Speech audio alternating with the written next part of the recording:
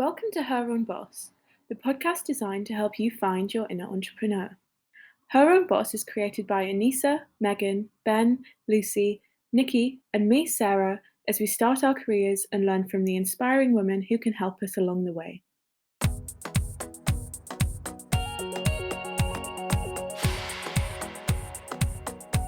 Hello everyone, this is your host Nikki, and I hope you're not too hungry while listening to this because today I'm joined by Lauren O'Donnell, the founder of food startup Oatsu. Oatsu is a line of plant-based, gut-friendly breakfasts started by Lauren in 2019 when she struggled to find affordable and healthy meals to start her day. In this episode, we touch on the realities of startup life, how to adjust from corporate employee to founder, and where to turn to if you're just starting your entrepreneurial journey. Enjoy! This episode is sponsored both by Rise, created by Barclays, and Barclays Eagle Labs. Rise and Eagle Labs are on a mission to support female founders shape the future of entrepreneurship by providing access to networks, mentorship, and training. Search Rise, created by Barclays, or Barclays Eagle Labs to find out more. Hi Lauren! Hi Nikki, how's it going? Yeah, good, thank you. How are you? Yeah, really good, thank you. All good. Looking forward to our chat today. I'm so excited. Before we get started, I've got some quick fire questions to kind of break the ice. So I'm just going to list them off. I only have 3, but answer with the first thing that comes into your head. So the first one is cats or dogs? Dogs. I really want to get a whippet in the next couple of years when I move out. At the moment, I'm living at home and I can't get one. Amazing. Second one is, what's your favorite day of the week? I'd say there's no real differentiation when you start a business as much as there was before, which kind of sounds a bit bad, but Saturday's definitely the day that I'm able to switch off the most. And I go for long walks out in nature with my boyfriend usually. And so I always look forward to that. Nice. And then the last one is, what's on the top of your bucket list? I have always loved traveling so much, and obviously haven't been able to do much of that given what's happened. But really, really keen to travel again in Bali and Australia. Those are probably the 2 places that I've loved the most, and I'd love to see more of Indonesia. Amazing. So I feel like you've done a really good job of bridging the icebreaker questions to what I want to talk about anyway. So bringing up kind of life starting a business. I'd love to know, what does kind of a day in the life of Lauren, founder of Otsu, look like at the moment? So I recently brought on 2 new members of the team, which is really exciting. And that has definitely given me, I think, a bit more structure and routine versus just working completely by myself, because we have set days that we all work together. And I need to be prepared to kind of give them work and talk about what's kind of happening day to day. So I now follow a structure where I'll make overnight oats or twice a week, and that's something that I do myself, produce orders, and then the other days I'll work with the team, often in person. So we go to WeWork and we go to different ones around London and work in person if we can, or sometimes we'll be working remotely. And then that might be interspersed with calls with design business, other businesses, or suppliers. And then I like to try and go to the gym when I can, to switch off as well in the evening.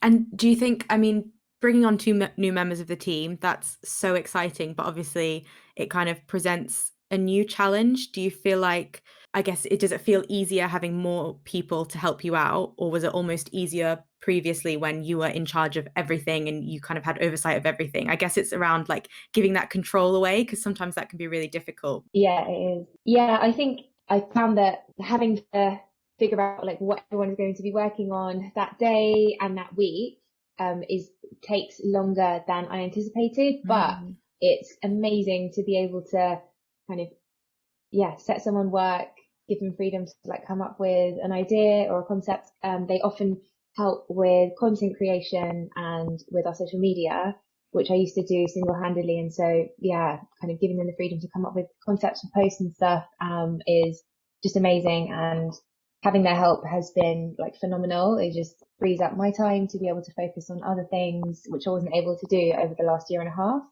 So I really, really, really enjoyed it. But I'm still kind of getting used to it. It's been about a month and a bit that we've all worked together, but definitely enjoying it. And I'm grateful that I'm able to help it's two young women who've joined the team and who are really keen to get more experience in digital marketing and social media, and being able to help them start their career in something that they love, that they really enjoy, is just a really rewarding feeling as well. Yeah, that's amazing. And would you say that startup life and being the founder of a small business is as glamorous as people sometimes hype it up to be? Yeah, definitely not. Definitely not. I think there are massive pros, like the fact that you're able to manage your own schedule and your own priorities and not have a traditional boss or a manager, and being your own boss is definitely amazing. It's probably the best aspect, and the best change. Although with not having a manager, it can feel a bit less structured, and so you have to set your own schedule and have that motivation to work every single day. And yeah, I never found that hard. I kind of went straight from corporate life, and then the next day, as soon as I left, I just kind of started working on the business and was like preparing beforehand. So never really kind of had a break. And I think that was because I wanted to like prove to myself and to like maybe to everyone that I worked with before. And at the start, you may not have a team, and that can be it can be a bit lonely. I was living by myself at that time when I was just starting out, and I was making samples in the kitchen on my own, kind of for hours at a stretch, just by myself. And so that can be an adjustment. Maybe if you were working in an office with colleagues, you might not be doing that at the moment, but at that time I was. And I think another thing that I hadn't necessarily anticipated is that you end up working on it like every day, or at least it's in your mind. You might have to be managing your business's social media, responding to comments, customer emails, maybe thinking up new flavors. And when you're with your friends, you'll even be talking to them about how business is going. So it kind of does take over your life, and it is quite hard to switch off. But I found that like going for walks or going to the gym has like helped me with that, definitely. And just having a bit of time in the day where I'm kind of doing something different. Otherwise, just thinking about it nonstop. And then I'd say lastly, like getting adjusted to the income difference. So I used to work in the corporate world, and yeah, just going from that to kind of suddenly not having an income, I think is something that I didn't know before, but it's a reality. And I guess you do have to adjust your lifestyle a little bit, but it's definitely worth it. You get so much kind of fulfillment and excitement from seeing people out there with your products. But I guess it's just a little warning that I hadn't necessarily thought about. How did you adjust to that realization? Because that's quite a big one, and it doesn't just impact your career, it impacts everything in your life. So I'm sure it'd be really helpful for other people who might be going through the same thing or about to go through the same thing to know how you handled that and were able to work around it and not let it stop you in your dream. I don't know if I necessarily like adjusted to it. It's like kind of like I had to adjust to it because that just was my reality. And in a way, it was fortunate that there wasn't that much that I was able to like spend on in the last year because of everything kind of being more home focused. I did move back home just before I left my job because I knew that like maintaining rent in central London was going to be unsustainable. So I did that. That really helped, and I was definitely privileged to have that opportunity. I would probably advise people to start your business as a side hustle until you're making some profit or at least generating some revenue. Because I didn't have an income coming in when I was starting a business, I had to make sure that I wasn't spending more than I was making. And that was okay. I found that okay. But to me, in my mind, when I left my job, I thought, okay, I'm going to have to apply to another full-time role. And I didn't necessarily want to do that. I didn't think about doing a part-time job and then a side hustle, or a full-time job and a side hustle. For some reason in my mind, I just thought, am I going to apply to another job, or should I just try and start this business that I've had this idea for so long? And I just thought I need to give it my all, just see how it goes. And if I have to go back into the corporate world after that, I'm sure I can. Fortunately, I haven't been able to thus far. But yeah, it definitely is an adjustment that as I mentioned, I didn't think about, and I think it's not talked about that much. Kind of the reality of running a business, it's very hard to take an income, I think, in those early years when you're building it out, because everything that you are making in profit, there are so many things that you want to spend to improve your business, and it kind of all ends up going back into that. Yeah. And how did people respond when you said that you were going to stop your corporate job and start a business instead? I think the people were supportive, and they were excited. I told some people, but not like every single person. I think people that I felt would understand and that I was close to. But yeah, I was actually in a role, in my last role, that I couldn't actually, if I was honest, I couldn't see myself kind of being there for a very long time. And it was because I moved into that new role that I thought it kind of shook me up and made me really think about, do I really want to be in this industry, in this role? It was quite stressful. I wasn't enjoying it as much as previous roles. And so it just kind of made me think. And that's when I made a decision, and I thought, okay, so I need to move on to something else. I don't think I want to stay in this. Is it going to be a business, or is it going to be another role? And I just thought, I'm just going to try the business. But yeah, people around me in my life, generally like friends and family, they were all really supportive. And they were just excited for me. And yeah, luckily my parents as well just wanted me to do something that I was really passionate about, and they've been really proud. Oh, no, that's so lovely. And you had the idea for Otsu when you were working in that corporate job, is that right? Is that how it came about? Yeah. So I would make overnight oats myself, and I'd bring them in for breakfast, and I'd enjoy them at my desk in the morning. And I just thought it was a great way, and it was more like a time-saving breakfast because I would just make it. I could eat it at my desk. I wouldn't have to go all the way down to the canteen, and you also save as well. Because in Canary Wharf where I was working, a lot of the breakfasts were really small and quite expensive. But I did realize that when I didn't bring breakfast in, I just couldn't really find anything that satisfied me, that I thought was like a really good plant-based, dairy-free breakfast. And I just thought they really need some overnight oats here in the supermarket that was there. And I started bringing them in, and people would be interested in what I was kind of doing. I let some people try some of my treats. I would bring in different things like granola and like oat bars, overnight oats. And then I also did an evening course that was run by Enterprise Nation, and that was for entrepreneurs who were under 30 who had a business idea. And I used to go in the evening after work, and it was great. I would share samples there as well. And some of those attendees became my first customers, and that kind of gave me the confidence while I was still working that this was a good idea. That's so cool, because you kind of, by the time you would launch, you already had people that were interested in your idea. So whether they were from the office or from the Enterprise Nation course, that's really cool. Would you recommend that for other entrepreneurs as well, to maybe try and find their target market and have that lined up? Yeah, definitely. If you can. During that course, one of the tasks was to start our business Instagram account.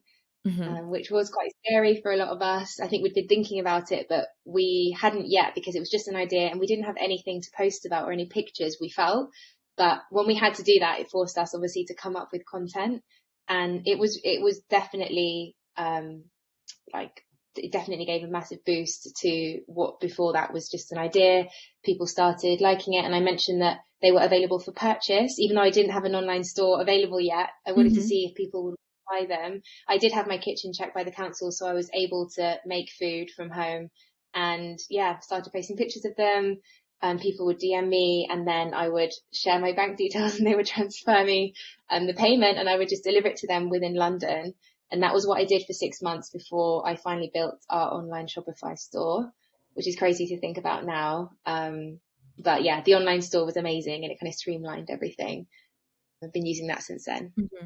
Yeah, that's so cool. And I'd be interested to know if in that stage where you had an Instagram page, you had a product that you had been thinking about, but I guess, not having an online shop, did you feel maybe any imposter syndrome, and like what you were doing wasn't legit. And this isn't a criticism, because I think it's really clever, and I think that's probably how people should get going, have like your minimum viable product and just do what you can. But sometimes it can feel difficult to have that confidence to just go for it. Does that make sense?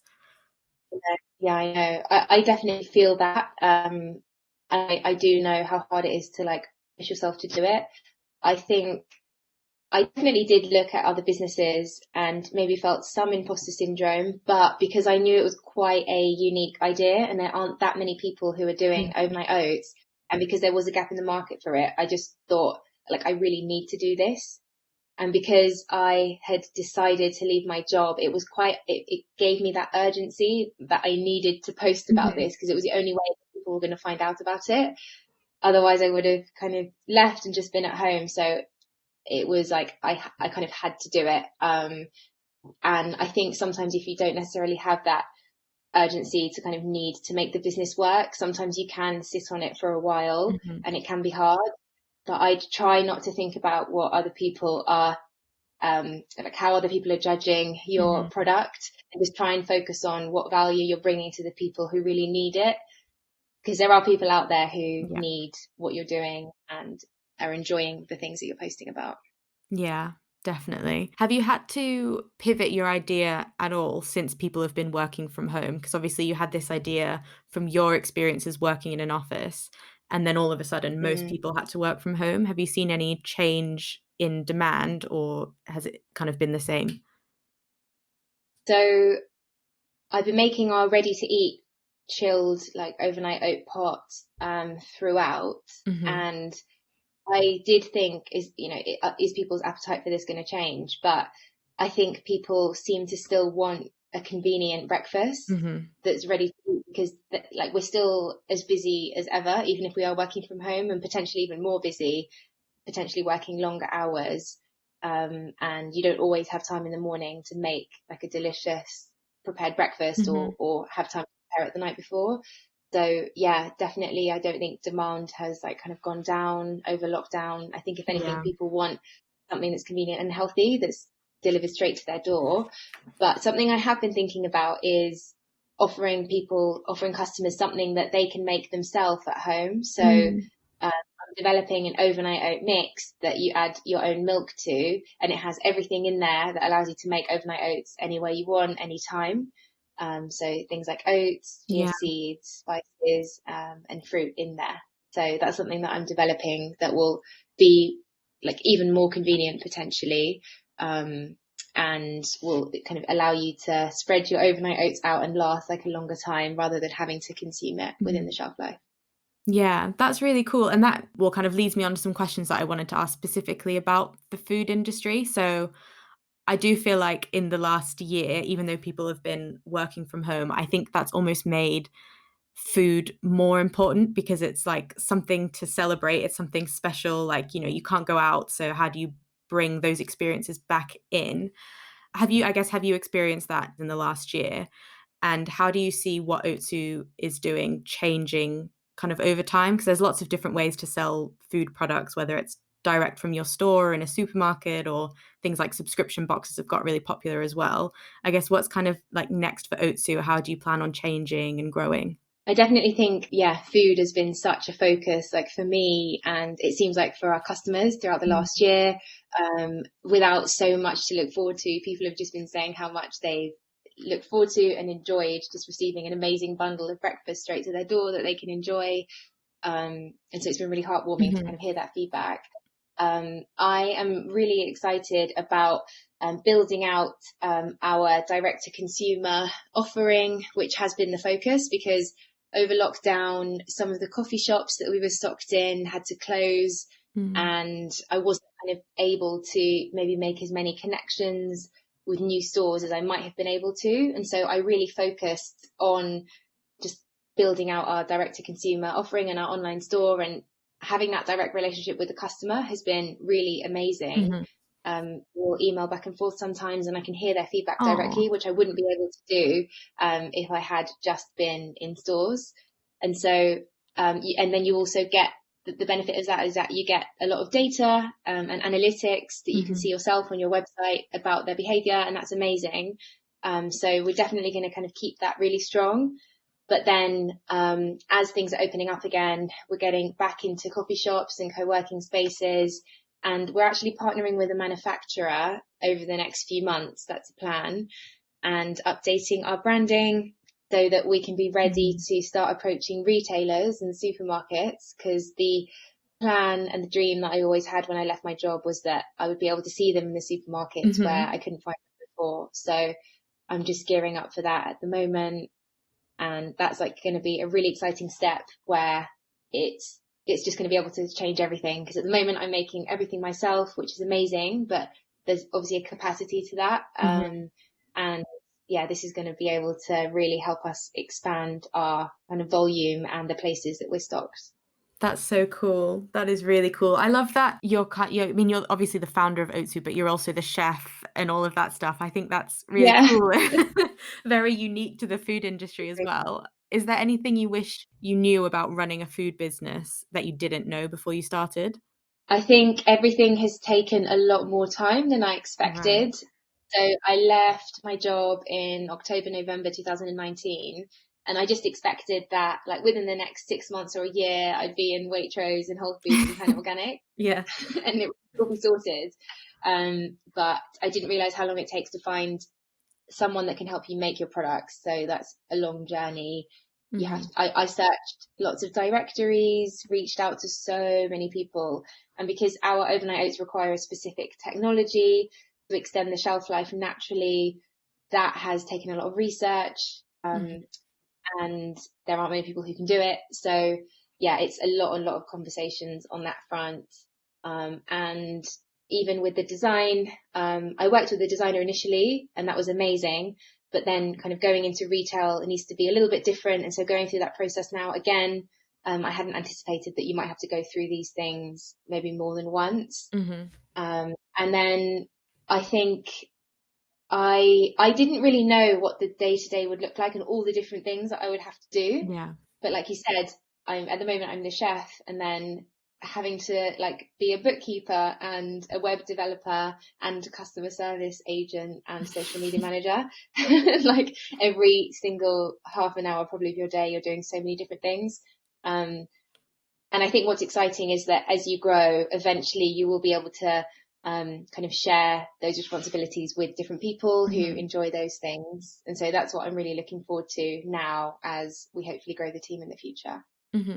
What sorts of resources have you used throughout to help you do all of those different things, like learning the chef part and the food safety part, but then also, bookkeeping, customer service, all like there's so much to it, right? And you have to do it all at the beginning. So where have you kind of found your support and your help? So that first Enterprise Nation course called Next Generation Start Something, that was a great foundation. And then from there, I met some other people who were starting food and drink businesses, and a friend and I started a food entrepreneurs accountability group of about 30 food entrepreneurs, and we met weekly for about a year, and we would chat and catch up and share learnings, and that was amazing. And we've still got a WhatsApp group, and we speak all the time. I think if you can build a network within your industry of people who are starting out, it's going to be so invaluable. So definitely recommend doing that. And I've always been interested in, I've just loved podcasts. So it's amazing being on here, but I've always used podcasts. I've always used podcasts as like a learning resource. And so I love listening to other startup founders and their journeys. And I think like audiobooks I love, or reading books. I definitely did a lot of that at the beginning, just trying to glean as much knowledge as I can. And for food specifically, I'd recommend going to Bread and Jam. Their events are amazing. They have an annual festival where everyone comes together and kind of shares insights and learnings. Those would probably be my main go-to things that I've done. And then I'd actually say lastly, bookkeeping and accounting is something that I just find so hard. And I've been struggling with learning how to use Xero, the accounting software, for a really long time. And only now, I've like now working with an accountant, and I'd really recommend that because he's been able to guide me through it. Whereas I was just trying to do everything myself and like not really knowing what I was doing before. So I think sometimes it is important to get help, and that can definitely help save you time. Yeah, for sure.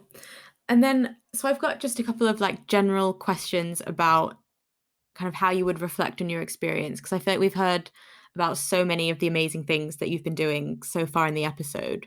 But if you had to, I guess, condense that into like one piece of advice for other entrepreneurs, what would it be? I'd say the thing that helped me start my journey is when I was able to share those first samples with people and get their feedback on it.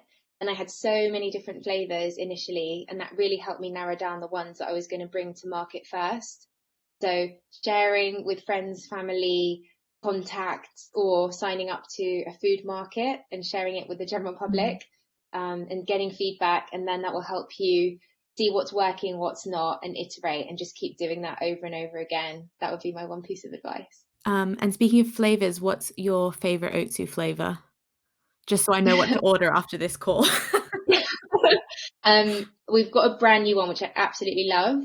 It's mango. It's called tropical mango. Ooh. It's got mango and passion fruit, so it's got like a tanginess as well. I really love that one. And I just love banana flavored anything. So probably banana biscoff, which is our most popular flavor. Probably those two at the moment. Yeah, I love the sound of both of those. I think mango and passion fruit are my favorite kind of fruity flavors in general. And then I don't think you can ever go wrong with biscoff. I think it just goes with everything. No. Yeah, I absolutely love it. Awesome. So my last question, which I end every episode with, is what gives you confidence? I think what's given me the most confidence is when I've been able to share my story and hear that it's inspired people. So whether that's through doing podcasts like this, or when I took part in the Female Startup of the Year 2020 competition run by Enterprise Nation, and I reached the final 3 and was able to share my journey to date, like with an audience, that was amazing. And yeah, was off the back of that then featured in the Sun newspaper, which was like a dream come true. Wow. It was insane to have my picture kind of on a page. But yeah, just hearing how it's helped people, and then hearing how our oats help people kind of get the most out of their morning and like make it really easy for them to be productive and kind of enjoy something healthy and filling and delicious, just makes me feel really like happy. Oh, that's amazing. This has been so interesting and inspiring. So thank you so much for coming on and sharing with us. What gives you confidence? Let us know on Instagram by searching Her Own Boss Podcast, and don't forget to subscribe so you don't miss the latest on finding your inner entrepreneur.